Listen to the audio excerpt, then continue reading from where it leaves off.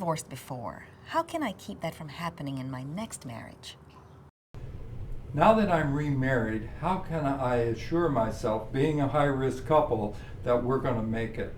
One of the things is, and we recommended this even in a premarital state, am I a learner? Am I a learner of life? Am I a learner of relationship? Do I really absorb and stay in that process? And secondly, am I willing to be personally responsible for what I do and not blame you or other people or circumstances? And thirdly, am I willing to be held accountable by an outside source? And my little cliche is the only ground we cannot see is that on which we're standing. So I have a blind spot. Oh, I can see yours very easily, but I have to recognize others can see mine, but I can't. So I have to be willing to stay in a process of adjustment and change as we move through this marriage. And then step-family education, again, knowing the journey I'm on, I cannot tell you the number of couples who have gotten the education or heard us speak or seen any of our products say, wow, you saved my marriage. We didn't save the marriage.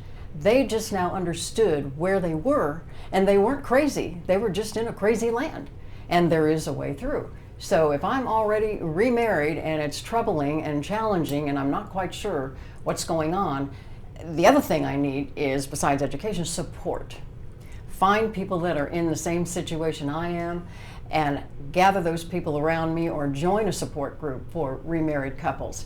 And I don't know how we would have survived had we not had a wonderful group of remarried couples around us. Some had already been through what we were going through, others were coming along behind us so we could help them. So we banded together and they became our friends, they became our support, and they became the ones that we could go to when things got tough.